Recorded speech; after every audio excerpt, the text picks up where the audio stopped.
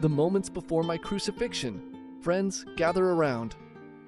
I want to share with you the moments leading up to my crucifixion, a time filled with deep sorrow, profound love, and the weight of what was to come. It was the night before I was betrayed, and we gathered in the upper room to share a final meal together. As we broke bread, I took the bread and said, "This is my body, which is given for you. Do this in remembrance of me." Luke 22:19. I wanted you to know that my life would become a sacrifice, a gift for each of you. I longed for you to understand the depth of my love. As we shared the cup, I said, "This cup is the new covenant in my blood, which is poured out for you." Luke 22:20. I felt the heaviness of what lay ahead, but also the hope of a new beginning. My heart swelled with love for each of you, knowing the journey that awaited us. After the meal, we went to the Mount of Olives to pray. The weight of the world was pressing heavily on my heart. I knew what was coming: the betrayal, the suffering, the cross. In the garden, I fell to my knees, praying, "Father, if it is your will, take this cup away from me. Nevertheless, not my will, but yours, be done." Luke 22:42. I felt the anguish of what was to come, the separation from my Father that would pierce my soul.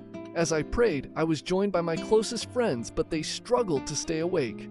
"Could you not watch with me 1 hour?" I asked them. Matthew 26:40.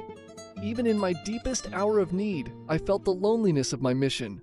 Yet I knew I had to face this path for you. Then came Judas, one of my own disciples, with a crowd of soldiers. "Rabbi!" he exclaimed, and with that kiss he betrayed me. Matthew 26:49. The heartache of betrayal cut deep. I looked at him with love, knowing he was lost in darkness. "Friend, why have you come?" I asked.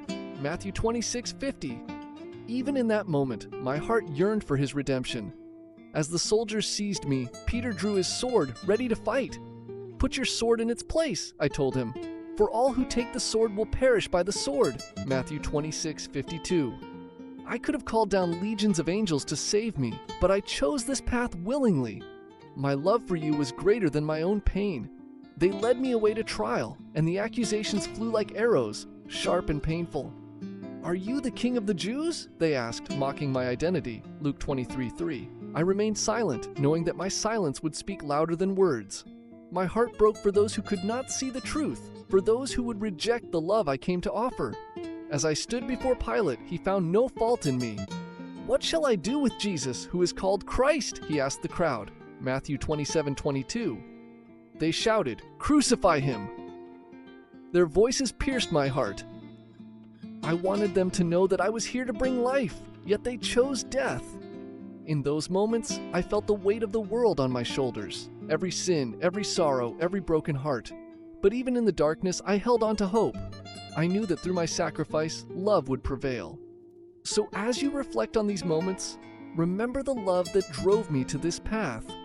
I chose this for you, to bring you back to the Father. Even in suffering, there is hope, and even in despair, there is love. Now I ask you, how will you carry this love forward in your own life?